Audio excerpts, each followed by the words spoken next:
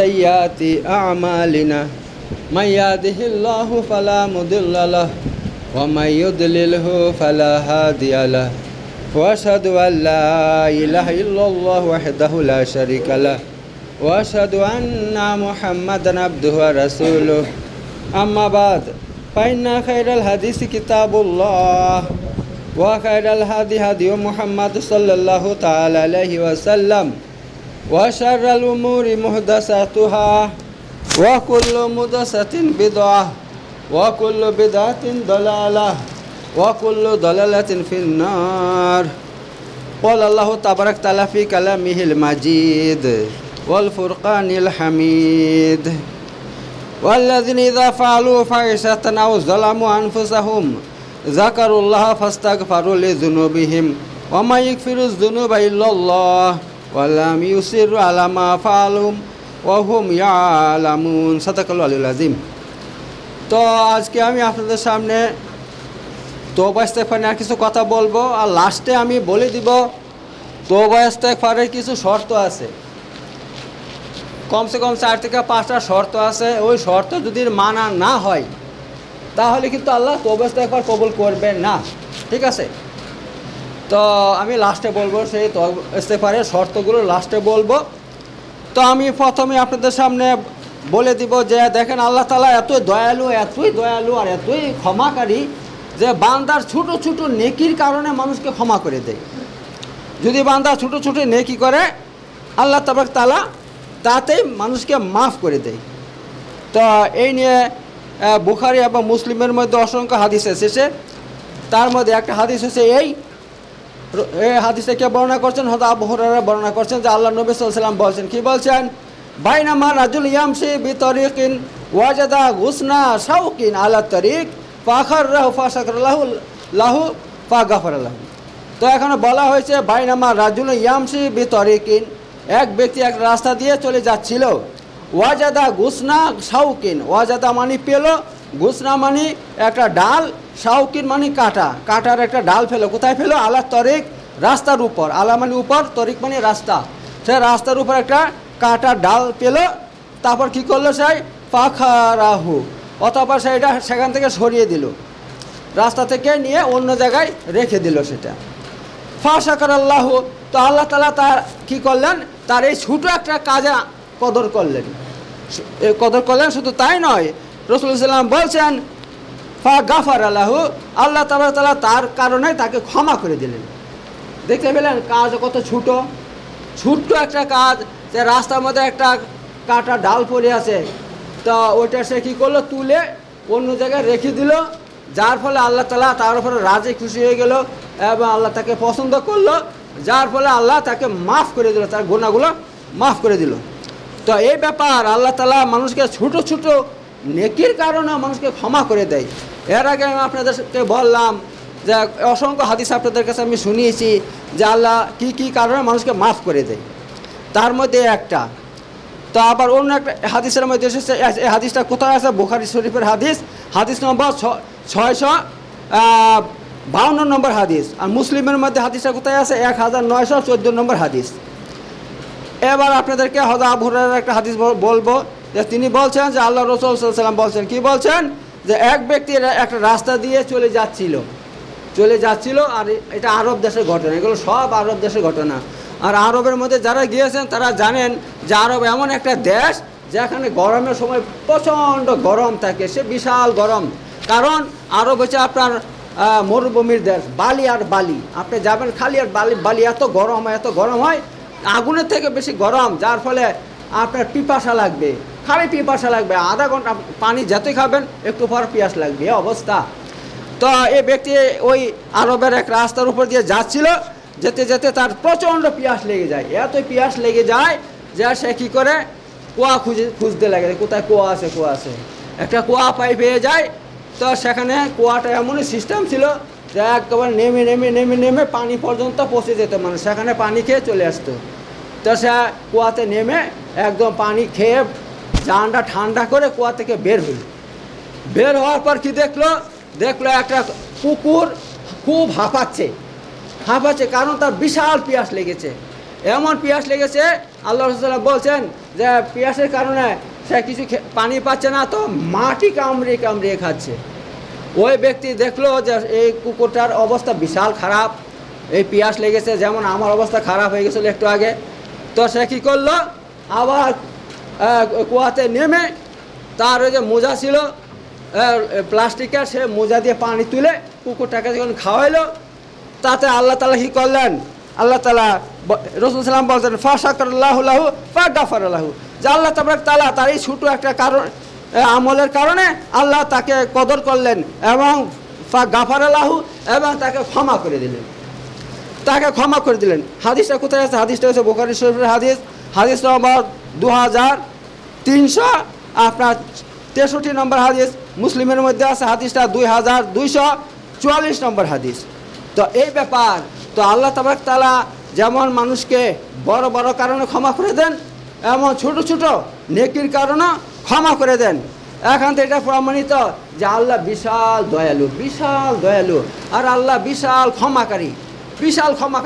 আল্লাহর কাছে ক্ষমা চাইলেই আল্লাহ মানুষকে ক্ষমা করার জন্য দাঁড়িয়ে থাকেন, একেবারে সব সময় দাঁড়িয়ে থাকেন। আল্লাহ কখন ক্ষমা চাইবে, আমার কাছে ক্ষমা দিব।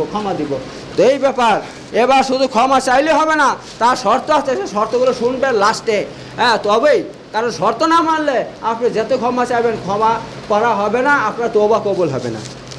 তো এবার আপনাদেরকে বলবো বুখারী মুসলিমের আরেকটা হাদিস। এই হাদিসের মধ্যে বলা হয়েছে, এখানে বলা হয়েছে রাসূল সাল্লাল্লাহু আলাইহি ওয়াসাল্লাম বলছেন যে একটা বেশ্যা মেয়ে সে দেখতে পেল একটা কুয়ার সামনে, একটা গরমের সময়, প্রচণ্ড গরমের দিন, একটা কুয়ার সামনে একটা কুকুর চক্কর লাগাচ্ছে, চারদিকে চক্কর লাগাচ্ছে। মানে সে নামতে পারছে না কুয়াতে, পানিও খেতে পারছে না, কিন্তু সে বুঝিয়ে দিচ্ছে যে আমার বিশাল পিয়াস লেগেছে, একটু পানি তোমরা যদি পারো আমাকে দাও। তো মেয়েটা তার ভাষা বুঝতে পারলো, যদিও মেয়েটা বেশ্যা মেয়ে ছিল, খারাপ মেয়ে ছিল, কুকুরের ভাষা বুঝতে পারলো। ফলে কী করলো, ওই মেয়েটা তার ওই আপনার জুতা, আপনার ইয়ার জুতা আর কি, সে এমন জুতা সেটাতে পানি তোলা হবে, মানে সেটা কাপড়ের লয়, বুঝতে পারছেন তো? এই যে আমাদের আছে না মোজা পরে, সেই ইয়ার আপনার কী বলে গো, চামড়ার মোজা, সেইগুলো। তো সে চামড়া মোজাতে দড়ি লাগিয়ে পানি তুলে কী করলো, কুকুরটাকে খাওয়াই দিল। কুকুরটা যখন তার পিয়াসটা বুঝে গেল, তখন আল্লাহ তাআলা কী করলেন, রাসূল সাল্লাল্লাহু আলাইহি ওয়াসাল্লাম বলছেন যে এই ছোটো একটা আমলের কারণে আল্লাহ তাআলা এই মেয়েটাকে ক্ষমা করে দিলেন। দেখলেন তো কী ধরনের মেয়ে ছিল? ওই মেয়েকে আল্লাহ তাআলা এই একটা ছোটো আমলের কারণে ক্ষমা করে দিলেন। তো এই ব্যাপারে হাদিসটা কোথায় আছে? বুখারীর হাদিস নম্বর 3466 নম্বর হাদিস। মুসলিমের হাদিসটা কোথায় আছে? 2244 নম্বর হাদিস। তো এই ব্যাপার, তো আল্লাহ তাআলা এভাবে মানুষকে ক্ষমা করে দেন ছোটো ছোটো আমলের কারণে। এবার দেখেন, যারা তওবা ইস্তেগফার করবে দুনিয়াতে, আল্লাহর কাছে ক্ষমা চাইবে, কিয়ামতের দিন তাদের জন্য কত সুসংবাদ। দেখেন কত বড় সুসংবাদ।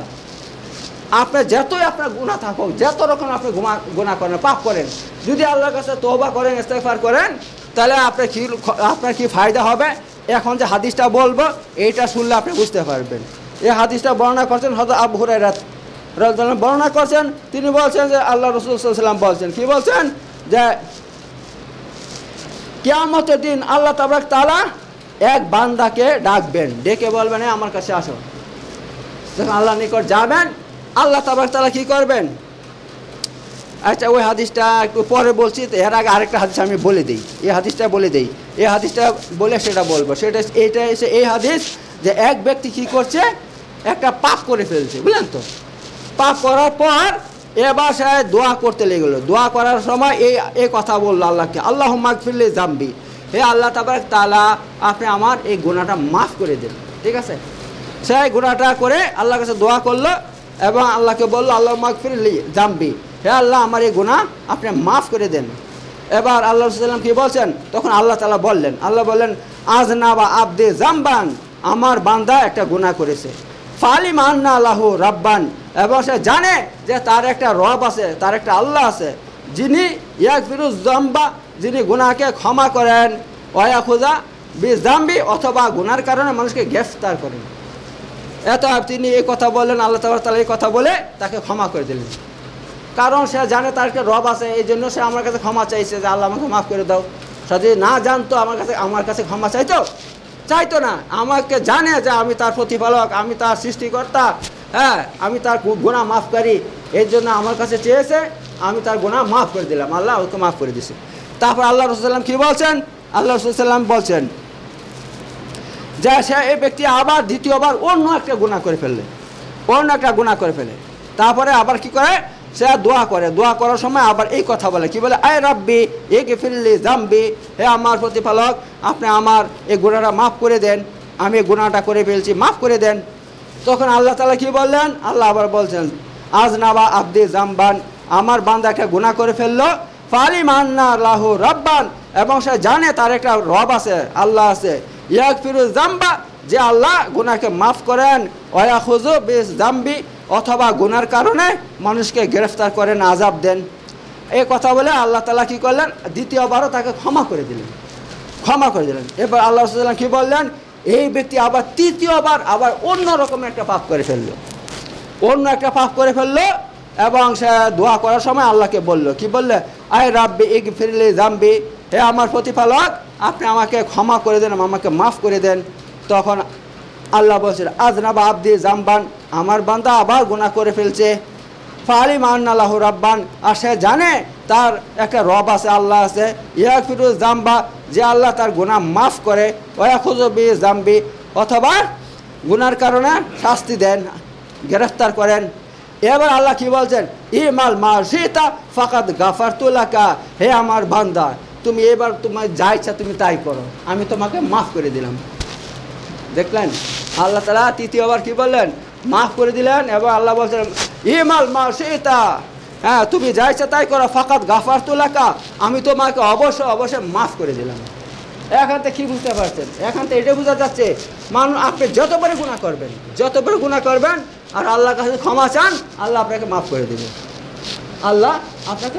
আপনি আল্লাহর কাছে যতবার গুনাহ করবেন, গুনাহ করার পর আল্লাহর কাছে ক্ষমা চাইবেন, যতবার ক্ষমা চাইবেন আল্লাহ আপনাকে ক্ষমা করে দেবে। ঠিক আছে, এই হলো ব্যাপার। তা এটা কোথায় আছে? এটা বুখারী হাদিস নম্বর হচ্ছে ৭,৫০৭ নম্বর হাদিস। মুসলিমের মধ্যে কত? ২,৭৫৮ নম্বর হাদিস। তো দেখেন, এই আল্লাহ তাআলা এভাবে বারবার গুনাহ করার পরও যদি মানুষ ক্ষমা চায়, তাকে আল্লাহ তাআলা মাফ করে দেন। এবার আমি আপনাদের সামনে ওই হাদিসটা বলবো। ওই হাদিসটা হচ্ছে এই, হযরত আব্দুল্লাহ ইবনে উমর থেকে বর্ণিত, যা রাসূলুল্লাহ সাল্লাল্লাহু আলাইহি ওয়াসাল্লাম বলছেন, কি বলছেন? আল্লাহ তাআলা কিয়ামতের দিন মুমিন বান্দাকে কাছে ডাকবেন, ডেকে বলবেন, হে বান্দা আমার কাছে আসো। যখন কাছে আসবে, আল্লাহ তাআলা তাকে এভাবে পর্দা দিয়ে মানে ঢেকে দেবেন, যাতে অন্য কেউ দেখতে না পায় ওর কথা, ওকে যা বলবে অনেকে শুনতে না পায়। অর্থাৎ আল্লাহ তাকে অপমান করবেন না কারোর সামনে, জোরে জোরে বলবেন না, যে বাকি যারা আছে সবাই শুনে ফেলবে, তাহলে অপমানিত হয়ে যাবে। তো আল্লাহ তাআলা কী করবেন? তাকে ঢেকে ফেলবেন। ঢেকে আল্লাহ তাআলা কি বলবেন? হে আমার বান্দা, তুমি দুনিয়াতে এই গুনাহটা করেছিলে? সে বলবে, হে আল্লাহ তাআলা, আপনি আলিমুল গায়েব, হে আল্লাহ, আপনার সমস্ত গায়েব জানেন, সব কিছু জানেন, আমি যা করেছি আপনি সব জানেন, এত আপনার সামনে আমি কি লুকাবো, আর আপনার সামনে আমি কি মিথ্যা বলবো যে করি নাই? অবশ্যই আল্লাহ, আমি করেছি, এটা করেছি। তখন আল্লাহ বলবে, হে আমার বান্দা, তুমি ওই গুনাহ করেছো? বলতে, হ্যাঁ আল্লাহ, ওইটাও করেছি। হে আমার বান্দা, এই গুনাহটা করেছো? হ্যাঁ আল্লাহ তাআলা, আমি এটাও করেছি। এভাবে আল্লাহ তাআলা তাকে অসংখ্য গুনাহ দেখাবেন, আর বলবেন, এটা করেছো কি করে নাই? সে বলবে, আল্লাহ আমি করেছি, অবশ্যই করেছি আল্লাহ। তখন আল্লাহ তাআলা কি বলবেন? আল্লাহ তাআলা বলবেন, ফাইন্নি কাদ সাতারতুহা আলাইকা ফিদ দুনিয়া ওয়াইনি আগফিরুহা লাকাল ইয়াউম, হে আমার বান্দা, তোমাকে আমি দুনিয়াতে তোমার এই গুনাহকে আমি কি ঢেকে রেখেছিলাম, মানুষের নজরে, মানুষের সামনে তোমার গুনাহকে ঢেকে রেখেছিলাম, কাউকে আমি জানতে দেইনি যে তুমি এই পাপটা করেছ। হ্যাঁ শোনো, আর ওয়াইনি আগফিরুলাহা লাকাল ইয়াউম, আর আমি তোমার এই সমস্ত গুনাহকে আজকে মাফ করে দিলাম, তোমার এই গুনাহকে আমি মাফ করে দিলাম। কিসের কারণে? একটাই শুধু কারণ, যে তুমি দুনিয়াতে তওবা করেছিলে, আমার কাছে বারবার তওবা করেছিলে, গুনাহ করে ফেলেছো ঠিক আছে, কিন্তু তওবা করেছিলে, সঙ্গে সঙ্গে তওবা করেছিলে যে আল্লাহ আমাকে মাফ করে দাও। এই কারণে তোমার গুনাহকে আমি কী করেছিলাম? মানুষের সামনে আমি ঢেকে রেখেছিলাম, কাউকে জানতে দেইনি, আর আজকে মাফ করে দিলাম। তো দেখতে পাচ্ছেন তওবার কত বড় ফজিলত, এত বড় ফজিলত তওবার। তওবা করলে আল্লাহ তাআলা আপনার দুনিয়া তো আপনার সমস্ত পাপকে ঢেকে রাখবেন, মানুষের অপমানিত হইতে দিবেন না আপনাকে, হ্যাঁ, এবং আখেরাতে আপনাকে আল্লাহ বলছেন আমি মাফ করে দিলাম, আজ তোমাকে যাও। শুধু তওবার কারণে, তওবা এত বড় একটা নেকের কাজ, এত বড় একটা পুণ্যের কাজ তওবা জিনিস, ঠিক আছে। এইবার আমি আপনাদের সামনে তওবার কিছু শর্ত আছে সেগুলো বলবো, এক এক করে বলবো, ঠিক আছে। কারণ এই শর্ত যদি আপনি না মানেন তাহলে আপনার তওবা কখনো কবুল হবে না, কখনো কবুল হবে না। এবার আপনি জেনে রাখুন এই তওবার শর্ত কয়টা এবং কি কি সেগুলো জানে রাখেন। নম্বর 1, ইখলাস। আপনার তওবার মধ্যে ইখলাস থাকতে হবে। ইখলাস মানে কি, আপনি তওবা করছেন শুধু আল্লাহকে রাজি করার জন্য, আল্লাহর সামনে তওবা করতে হবে, আল্লাহর সামনে তওবা করতে হবে। তাছাড়া আপনি মানুষের সামনে তওবা করলে হবে না, ঠিক আছে। দেখেন অনেক মানুষ কি করে, কাউকে বলে এই তুমি এই বিরাট অপরাধ করেছো, তুমি ক্ষমা চাও, ক্ষমা চাও, তুমি ক্ষমা চাও। এবার সে যদি বলে ঠিক আছে আপনি আমাকে ক্ষমা করে দেন, ক্ষমা করে দেন, সে যা তোমাকে ক্ষমা করে দিলাম, ভাই এটা হচ্ছে মিথ্যা তওবা হয়ে গেল। মানুষ কি ক্ষমা করবে আপনাকে? আপনার মানুষের কাছে ক্ষমা চেয়েছেন, ঠিক আছে, ভালো কথা, তার সঙ্গে সঙ্গে আপনাকে আল্লাহর কাছে তো ক্ষমা চাইতে হবে। কারণ আপনি যত রকমের পাপ করেন সমস্ত পাপের জন্য দায়বদ্ধ আপনি আল্লাহর কাছে, মানুষের কাছে না। মানুষের কাছে থাকতে পারেন, সেটা আমি বলবো না যে মানুষের কাছে নাই, কিন্তু 1 নম্বর দায়বদ্ধ আপনি আল্লাহর কাছে। আপনি যে কোনো পাপ করবেন, ছোট বড়, হ্যাঁ, জানা অজানা, রাতের অন্ধকারে দিনের আলোতে যে কোনো কাজ করবেন, চাই যেই কোনো পাপ করবেন, সে তার জন্য আল্লাহর কাছে আপনি দায়ী হয়ে গেলেন। আল্লাহর ফেরেশতারা আপনার পাপকে লিখে রেখে দিয়েছে, সেটা কখনো মুছবে না। অতএব আল্লাহর কাছে তওবা করবেন, আল্লাহ যদি মাফ করে দেয় সেটা অটোমেটিক আমলনামা থেকে ডিলিট হয়ে যাবে, মুছে যাবে সেটা, ঠিক আছে। অতএব খাঁটি তওবা হচ্ছে ইখলাসের সাথে তওবা করা, আল্লাহকে রাজি করার জন্য তওবা করা, আল্লাহর কাছে তওবা করতে হবে, আল্লাহর কাছে তওবা করতে হবে। শুধু এটা দেখেন, এটা সমস্ত আমলের এটা হচ্ছে সার পদার্থ। আপনি যে কোনো আমল করবেন সে আমলের মধ্যে আপনার ইখলাস থাকতে হবে।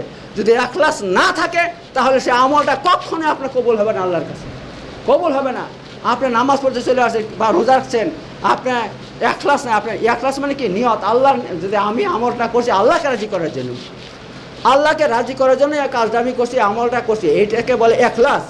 যদি আপনার এই ইখলাসটা না থাকে তাহলে কিন্তু আল্লাহর কাছে কবুল হবে না। প্রতিটা আমলের মধ্যে দুটো জিনিস থাকে, একটা হচ্ছে ইখলাস, একটা হচ্ছে সুন্নত, ঠিক আছে। অর্থাৎ আমি আমলটা করবো আল্লাহকে রাজি করার জন্য, আর 2 নম্বর এই আমলটা আমি করবো রাসূল সাল্লাল্লাহু আলাইহি তরিকা মোতাবেক। আমি দেখবো আল্লাহ নবী সাল্লাল্লাহু আলাইহি ওয়াসাল্লাম এই আমলটা কীভাবে করেছেন, আমাকে সেইভাবে করতে হবে। আমি নামাজ পড়ছি, এই নামাজ আল্লাহ নবী সাল্লাম কীভাবে পড়ছেন, আমাকে সেইভাবে পড়তে হবে না। কোনো মাযহাবের অনুকরণ করে পড়বো না, মাযহাব ইসলামের মধ্যে ফরজ নাই। ফরজ একমাত্র আতিউল্লাহ আতিউর রাসূল, 2টা জিনিস একমাত্র, আল্লাহর অনুসরণ, রসুলের অনুসরণ। এই 2টা যদি আপনার আমলে না থাকে সেই আমলটা কখনো গ্রহণযোগ্য হবে না। তেমনইভাবে আপনি তওবা করলেও তওবার মধ্যে আপনার কি ইখলাস থাকতে হবে, যে আমি এই তওবা করতেছি একমাত্র আল্লাহকে রাজি করার জন্য, আল্লাহকে রাজি করার জন্য আমি তওবা করতেছি। এত আপনাকে আল্লাহকে রাজি করার জন্য তওবা করতে হবে, হ্যাঁ, অন্য দুনিয়ার কোনো উদ্দেশ্য থাকলে হবে না। হ্যাঁ, যে আমি তওবাটা করছি, সবার সামনে ক্ষমা চেয়েছি, যদি ক্ষমা চাই তাহলে কী হবে, আমার চাকরি বেঁচে দেবে। আহা, তুমি আল্লাহর কাছে ক্ষমা চাচ্ছ না, আল্লাহর কাছে ছুটে হচ্ছ না, মানুষের কাছে ছুটে হচ্ছ, তাহলে হবে না। একমাত্র আল্লাহর কাছে ছুটে হতে হবে, মানুষের কাছে ছুটে হতে হবে, আল্লাহর কাছে আপনাকে ছুটে হতে হবে, দুজনের কাছেই। তবে আল্লাহর কাছে 1 নম্বর, ঠিক আছে। কারণ রাসূল সাল্লাল্লাহু আলাইহি নিকট এক ব্যক্তি এসে বলছে, হে আল্লাহ রাসূল সাল্লাম, আমি যদি জেহাদ করি আল্লাহকে রাজি করার জন্য, আল্লাহকে রাজি করার জন্য, আর তার সঙ্গে এইটা নিয়ত করি যে মানুষ আমাকে বলো বাহবা, মানুষ আমাকে দেখ, বাহবা দেখো সে জেহাদ করতে গেছে কত, তাহলে আমার জেহাদটা হবে কি হবে না? বসে তোমার কিচ্ছু কবুল হবে না, কিচ্ছু কবুল হবে না। তোমার যে ইখলাসের সঙ্গে তুমি যদি এই নিয়ত করো যে মানুষ আমাকে বাহবা দেখ, মানে আল্লাহর ইখলাসের সঙ্গে অন্য কোনো যোগ করলেই সে আমলটা বরবাদ হয়ে যাবে ভাই। তো এই ব্যাপার। তো 1 নম্বর শর্ত ইখলাস। 2 নম্বর হচ্ছে আপনাকে ওই যে পাপটা করলেন তার জন্য আল্লাহর সামনে লজ্জিত হইতে হবে, আল্লাহর সামনে লজ্জিত হইতে হবে, আল্লাহর মানে অনুতপ্ত হইতে হবে যে আল্লাহ তাআলা আমি কাজটা করে ফেলছি, এটা আমার দ্বারা ভুলটা হয়ে গেছে, আল্লাহ আমি লজ্জিত, তার জন্য খুবই লজ্জিত, আমাকে মাফ করে দেন, আমি দ্বিতীয়বার এমন কাজ করব না। এমন লজ্জিত হইতে হবে, এই নয় যে কাজটা করে মুখে মুখে তোবা তোবা করছি আর লজ্জা শরম কিছু আল্লাহর সামনে প্রকাশ করছি না, ছুটু হচ্ছি না, হ্যাঁ, বিনয় হচ্ছে না, বিনয় ভাব আসছে না আমার, হ্যাঁ। তা এরকম যদি হয় তাহলে কিন্তু আল্লাহ কবুল হবে না, তোবা তাহলে কবুল হবে না। বরং কী হতে হবে, আল্লাহর সামনে লজ্জিত হইতে হবে, অনুতপ্ত হইতে হবে, এই ব্যাপার। কারণ একটা হাদিসের মধ্যে এসেছে, যখন মা আয়েশার উপর বদনাম দিয়েছিল মুনাফিকরা, কিসের বদনাম দিয়েছিল? ওই নাউজুবিল্লাহ, সেটা মুখ দিয়ে বলতে পারবো না, একটা মানে খারাপ অপবাদ লাগিয়ে দিয়েছিল তিনার উপরে। যারা মুনাফিক ছিল তারা এই সমস্ত অপবাদ লাগিয়ে দিয়েছিল। এই কথা যখন আল্লাহ রসুলের কানে এলো, আল্লাহ রসুল এতই দুঃখ পেলেন যে এটা কি বলছে মানুষ, কি বলছে, আমার স্ত্রী কখনো এমন কাজ করতে পারে? তা কখনো হইতে পারে না, করতে পারে না। বলছে, হ্যাঁ আয়েশা, আমি কখনো বিশ্বাস করি না তুমি এমন কাজ করেছ, কিন্তু শোনো, যদি তুমি করেই থাকো তাহলে তুমি আল্লাহর কাছে কী করো, তওবা ইস্তেগফার করো, আল্লাহ তোমাকে ক্ষমা করে দেবে। আল্লাহ রাসূলুল্লাহ কি ভাষা প্রয়োগ করছেন এই ব্যাপারে? তিনি বলছেন ইয়া আয়েশা ফাইন্নাহু কাদ বালাগানি আনকি কাযা ওয়া কাযা ফাইন কুনতি বারিয়াতুন ফাস্তাস আচ্ছা ওয়া ইন কুনতি মুমতি ফি বিজামবির ফাস্তাগফিরিল্লাহ ওয়া তুবি ইলাইহি ফাইনাল আবদা ইদা ইতারাফা বিজামবিন সুম্মা তাবাল্লাহু আলাইহি। হে আয়েশা, তোমার সম্পর্কে আমি এসব কি শুনছি, তোমার ব্যাপারে আমার কাছে এই কথা পৌঁছেছে, আমার কানে এই কথা পৌঁছেছে। এটা যদি তুমি সত্যিকার এই কাজ করে থাকো তাহলে তুমি কি করো, আল্লাহর কাছে তওবা করো। আর যদি তুমি না করে থাকো তাহলে আল্লাহ তাআলা তোমার কি ব্যাপার নাই। আর যদি করে থাকো তুমি আল্লাহর কাছে তওবা করো। কেন? যদি কোনো ব্যক্তি, কোনো বান্দা আল্লাহর কাছে তার গুনাহকে স্বীকার করে আর তওবা করে, তাবাল্লাহু আলাইহি, তাহলে আল্লাহ তাবারক তাআলা তার তওবাকে কবুল করেন। এই কথা তিনি বলছেন, আল্লাহ নবী সাল্লাল্লাহু আলাইহি ওয়াসাল্লাম। হাদিসটা মুসলিম শরীফের হাদিস নম্বর 2770 নম্বর হাদিস। এই কথা শুনে আল্লাহর রাসূলকে বলেন, মা আয়েশা বলেন, হে আল্লাহ রাসূলুল্লাহ, আমি কি তওবা করব, আমি তো এমন কাজ করিই নাই, আমি এমন কোনো কাজ করি না, যা সব মিথ্যা কথা বলা হয়েছে। সেটা যাই হোক, তো এখানে শর্ত এই কথা বলা হয়েছে যে মানুষ যখন তার গুনাহকে আল্লাহর কাছে স্বীকার করবে, হে আল্লাহ, হ্যাঁ আমি উমুক পাপ আমি করেছি, উমুক গুনাহ আমি করেছি, যখন স্বীকার করবে, করার পর তওবা করবে, তাহলে আল্লাহ তাআলা তার তওবা কবুল করেন। এই হাদিসের মধ্যে আল্লাহ রাসূল সাল্লাল্লাহু আলাইহি ওয়াসাল্লাম এটা সাক্ষী দিচ্ছেন। আচ্ছা, আর 2 নম্বর শর্ত হয়েছে তর্কে মাসি, অর্থাৎ গুনাহকে পরিত্যাগ করা। আপনি যখন কোনো গুনাহ সম্পর্কে তওবা করতে চাইবেন আল্লাহর নিকট, প্রথমে কী করতে হবে? আপনাকে ওই গুনাহটা ছেড়ে দিতে হবে, ওই পাপটা ছেড়ে দিতে হবে। যখন ছেড়ে দিবেন, ছেড়ে দিয়ে তওবা করবেন, তখন আল্লাহ তাআলা আপনার তওবা কবুল করবে। আর আপনি যদি ওই গুনাহটাকে করে যাচ্ছেন, তওবা করছেন, তাহলে কী করে হবে? এক ব্যক্তির সামনে মদ রেখে দিচ্ছে, সে এক ঢুক করে পান করে, আবার একটু পর বলে আস্তাগফিরুল্লাহ, তাহলে এটা কি তওবা করা হচ্ছে না আল্লাহর সঙ্গে মজাক করা হচ্ছে? হ্যাঁ, তেমনইভাবে এক ব্যক্তি সুদ খায়, সুদের উপর টাকা দেয় মানুষকে, সে কী করে? হ্যাঁ, সুদের উপর টাকাও দিচ্ছে, টাকা নিচ্ছে, আবার আস্তাগফিরুল্লাহ, আল্লাহ আমাকে মাফ করে দাও। হ্যাঁ, কিন্তু ওই কাজ বন্ধ করছে না, কাজটা ছাড়ছে না, সুদের কাজ ছাড়ছে না, ওইটা জারি রাখছে। তাহলে এটা কি তওবা বলা হবে? এটাকে মজাক বলা হবে। তেমনইভাবে আপনি যেই কোনো পাপ করেন, সেই পাপটা আপনি ছাড়ছেন না, ছেড়ে দিচ্ছেন না, বরং পাপটাকে রাখছেন, আবার তওবা করছেন, তাহলে এই তওবা কখনো আল্লাহ কবুল করবে না, যতক্ষণ পর্যন্ত ওই পাপটা আপনি একবার পরিপূর্ণভাবে না ছাড়বেন। ঠিক আছে? এবার হ্যাঁ, আপনি হয়তো পাপটা ছেড়ে দিয়েছেন, আবার কখনো ভুলে হয়ে গেছে, আপনার কাছ থেকে ভুলে হয়ে গেছে, তখন মাফ চাবেন, আল্লাহ মাফ করে দেবে। কিন্তু এই নয় যে আমি কাজটাকে বরাবর করিয়ে যাব, আবার আল্লাহর কাছে ক্ষমা চাবো, কখনো হবে না। আল্লাহ কখনো মাফ করবে না যতক্ষণ পর্যন্ত পরিপূর্ণভাবে পরিত্যাগ না করবেন। ঠিক আছে? তা এই ব্যাপার, তা এই ব্যাপারে হাদিসের মধ্যে এসেছে, ইবনে আব্বাস থেকে বর্ণিত, তিনি বলছেন, আল্লাহ রাসূল সাল্লাল্লাহু আলাইহি ওয়াসাল্লাম বলছেন, কি বলছেন? আল মুস্তাগফির মিনা যামবি ওয়া হুম মুকিমুন আলাইহি কাল মুস্তাজি বি রাব্বিহি। অর্থাৎ যে ব্যক্তি গুনাহ থেকে তওবা ইস্তেগফার করে, অথচ সে ওই গুনার উপরে টিকে থাকে সব সময়, ওই গুনাহটা করে, কাল মুস্তাজিব বিরাব্বি, সে এমন যেন সে তার প্রতিপালকের সঙ্গে মজাক করছে। এটা আল্লাহ সাল্লামের হাদিস। অর্থাৎ মানুষ যদি গুনাহ থেকে তওবা করে আর তার সঙ্গে সঙ্গে ওই গুনার উপরে টিকে থাকে, ওই গুনাহটা সে বারবার করে যায়, তাহলে এটা এই রকম যেন সে আল্লাহর সঙ্গে সে মজাক করছে।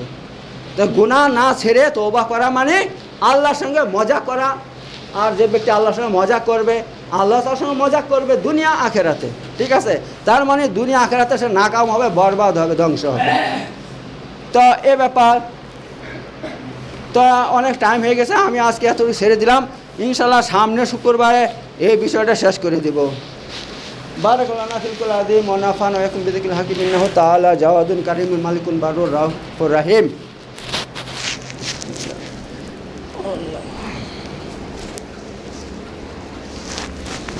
وآخر دعوانا أن الحمد لله رب العالمين إن الله يأمر بالعدل والإحسان وإيتاء ذي القربى وينهى عن الفحشاء والمنكر والبغي يعظكم لعلكم تذكرون وذكر العظيم يذكركم واشكروا على نعمه وذكر أكبر والله يعلم ما تصنعون صدق الله العلي العظيم.